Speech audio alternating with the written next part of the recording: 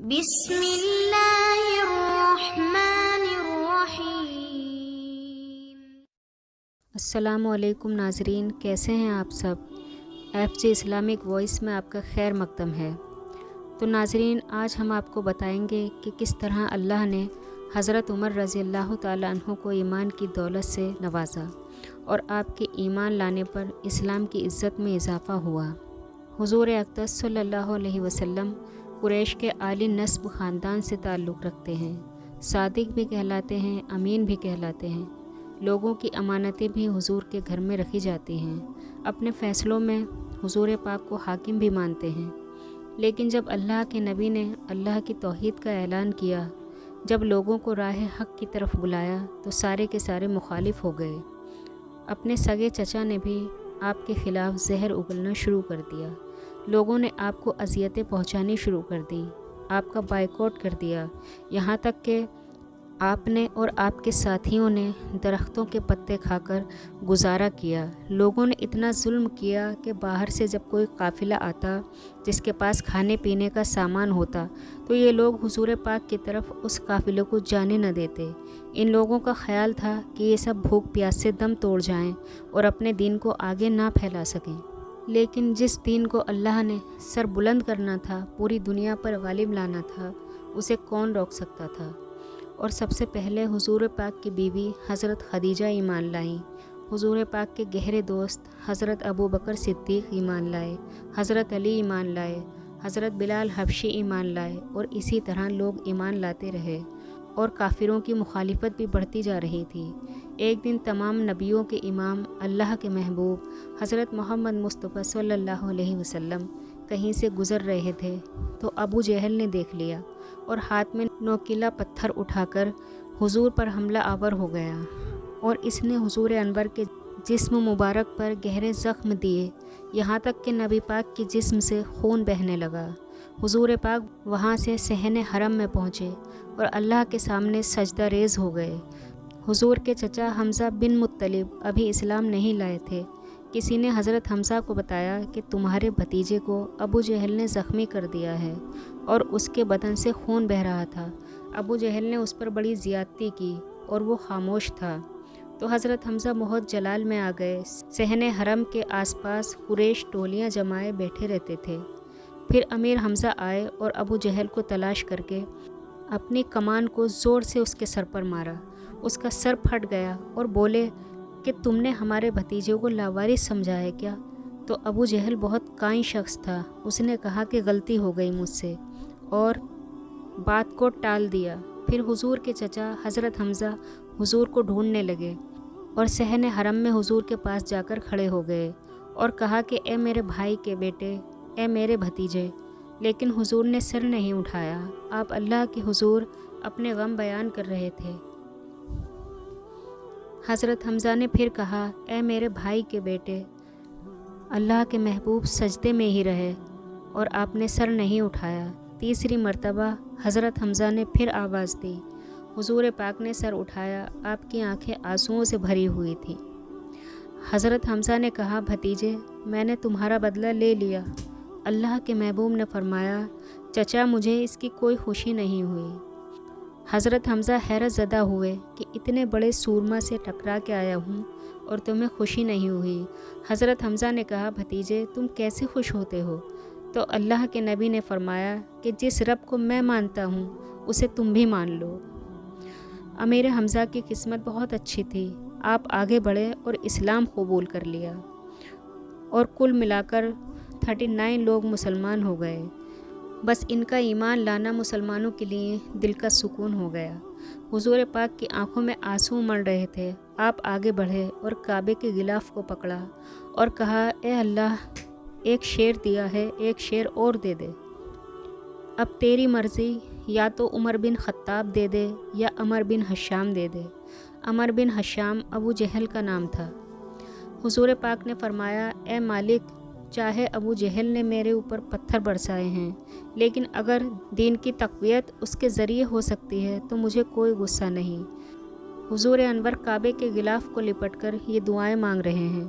ادھر یہ خبر پورے مکہ میں پھیل گئی کہ حمزہ بھی ایمان لے آئے ہیں۔ कुफ़ार बहुत परेशान हो गए कि अगर इस तरह के लोग भी इनके साथ शामिल होने लगे तो इनका रास्ता रोकना मुश्किल हो जाएगा। वो लोग अबू जहल को कोसने लगे कि उसने ये जुल्म क्यों किया, जिसके नतीजे में हमज़ा ईमान ले आए। इस सब को रोकने के लिए कोई तदबीर करनी चाहिए। उस वक्त हज़रत उमर बिन ख़त्ताब 26 साल के नौजवान थे और बड़े बेचैन परेशान थे कि अगर यूं ही इस्लाम फैलता रहा तो हमारे बुतों को कौन पूजेगा, हमारे अजदाद की कहानियाँ ख़त्म हो जाएंगी। अगर ये नया दीन इसी तरह फैलता रहा तो इसे रोकना मुश्किल हो जाएगा। इस सब को कौन रोके? दिल में ख़याल आया, इसका एक ही हल है कि बनी इस्लाम की ज़िंदगी का चिराग गुल कर दिया जाए। लेकिन इतना बड़ा काम कौन करेगा? फिर सोचा खुद ही करूँगा। जवानी का जोश था और पहलवानी का ज़माना था। आप बहुत ताकतवर थे। आपने तलवार उठाई और कड़कती दोपहर में ही चल पड़े। रास्ते में नईम बिन अब्दुल्ला सामने से आ रहे थे। हज़रत उमर के हाथ में तलवार देखी और आँखों की कैफियत देखकर समझ गए कि माजरा क्या है। ये भी मुसलमान हो गए थे लेकिन अभी ज़ाहिर नहीं किया था। और हज़रत उमर से पूछा कि उमर किधर जा रहे हो? तो हज़रत उमर ने कहा कि बनी इस्लाम का चिराग बुझाने जा रहा हूँ, रोज़ रोज़ की कहानी ख़त्म करने जा रहा हूँ। आज हमज़ा ईमान लाए हैं, कल कोई और लाएगा, फिर इस तहरीक को रोकना मुश्किल हो जाएगा।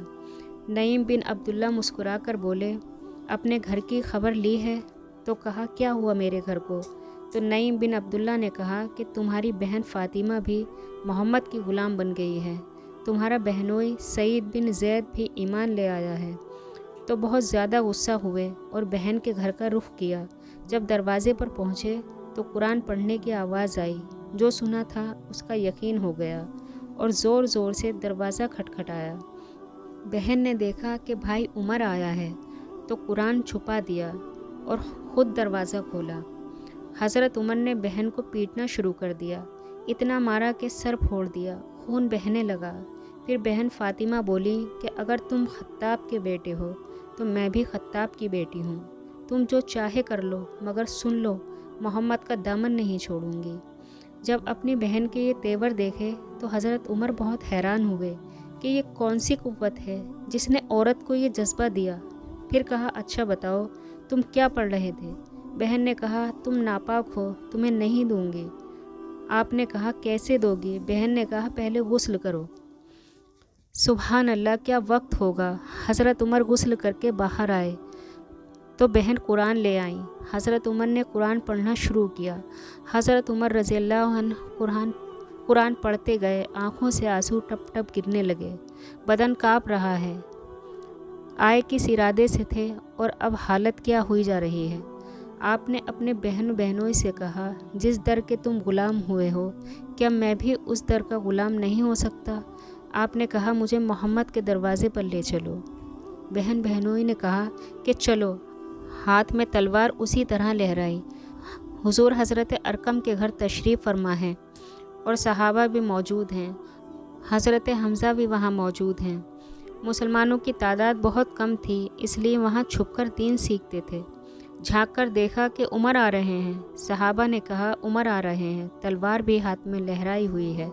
हज़रत हमज़ा ने कहा, कोई परवाह नहीं, आने दो। अगर अच्छा इरादा हुआ खुशामदीद कहेंगे, अगर इरादा अच्छा ना हुआ तो उसी की तलवार से ही उसकी गर्दन काट दूंगा। जब दरवाज़ा खोला तो दो सहाबा ने कंधों से पकड़ लिया हज़रत उमर को। हुजूर पाक ने कहा, कंधे छोड़ दो। सहाबा ने छोड़ दिए। हुजूर पाक ने हज़रत उमर के गले में जो कपड़ा था उसको पकड़कर झटका दिया और कहा, उमर, इस्लाम कबूल करो। और साथ ही आपने हज़रत उमर के दिल पर हाथ रखकर कहा, या अल्लाह उमर के दिल में हिदायत डाल दे। अल्लाह ने अपने हबीब की दुआ को कबूलियत का शर्फ बख्शा और हज़रत उमर के दिल से सारा कुफ्र चला गया और आपने कलमा पढ़ा। अल्लाह अकबर की सदाओं से मक्के की गलियां गूंजने लगीं। ईमान लाने के बाद हुजूर पाक की खिदमत में हाजिर होकर हज़रत उमर ने कहा कि हुजूर, हम हक़ पर हैं, अल्लाह का दीन सच्चा है और आप अल्लाह के नबी हैं, तो फिर हम छुपकर नमाज क्यों पढ़ें? हम काबतुल्लाह में जाकर नमाज़ पढ़ेंगे। मुसलमानों की 2 सफ़ें बन गईं। एक सफ़ की क़यादत हज़रत हमज़ा कर रहे हैं और एक सफ़ की क़यादत हज़रत उमर फ़ारूक कर रहे हैं और हुज़ूर पाक दरमियान में चल रहे हैं। और चलते चलते हज़रत उमर ला इलाहा इल्लल्लाह कहते जा रहे हैं। तमाम कुरैश पर सख्ता तारी हो गया। जब कोई भी ईमान लाता था तो उस पर बहुत जुल्म किया जाता था। जब हज़रत उमर फ़ारूक ईमान लाए तो आपने हर शख्स के दरवाज़े पर जाकर कहा कि तुम कमज़ोरों को मारते हो, जुल्म करते हो। मैं तुम्हें बताने आया हूँ कि मैं मोहम्मद का ग़ुलाम बन चुका हूँ। आपकी आंखें आंसुओं से भरी हुई थीं। आपने ऐलान किया कि जिसे अपने बच्चों को यतीम करना हो, बीवियों को बेवा करना हो, माँ बाप की कमर को झुकाना हो, वो मेरे मुकाबले में आए। हज़रत उमर का ईमान लाना मुसलमानों के लिए इज़्ज़त का सबब था। हुज़ूर पाक ने फरमाया कि जब नेक लोगों का ज़िक्र किया करो तो मेरे उमर का भी ज़िक्र किया करो। मेरा उमर वो है कि जिसे देखकर शैतान भी अपना रास्ता बदल लेता है। हज़रत उमर ने अपने दौर खिलाफत में जो अदल व इंसाफ किया वो भुलाया नहीं जा सकता। आपने बैतुल माल से सबसे कम तनख्वाह ली, साल में सिर्फ 2 जोड़े लिया करते थे। हुज़ूर पाक ने आपको और हज़रत अबू बकर सिद्दीक़ को अपना वज़ीर करार दिया। आपकी तारीफ़ में जितना भी बयान करूं कम ही रहेगा। दिल करता है कि कहते जाऊं, लेकिन वीडियो बहुत लंबी हो जाएगी। आखिर में बस इतना ही कि हमारे प्यारे मज़हब इस्लाम के लिए बहुत कुर्बानियाँ दी गई हैं, लेकिन हमें तो बिना कुर्बानियों के ही मुसलमान होने का शर्फ हासिल हो गया। लेकिन फिर भी हम अपनी ज़िम्मेदारियों को भूलकर गुमराही में उलझे हुए हैं। अल्लाह हमारे दिलों को अपने नूर से मुनव्वर कर दे, अपने खौफ से हमारे दिलों को जगमगा दे। आमीन। तो आज के लिए बस इतना ही। इंशाअल्लाह अगली वीडियो में फिर हाज़िर होंगे एक और वाक़े के साथ। तब तक के लिए अल्लाह हाफ़िज़। चैनल को सब्सक्राइब करें, वीडियो को लाइक और शेयर करना ना भूलें।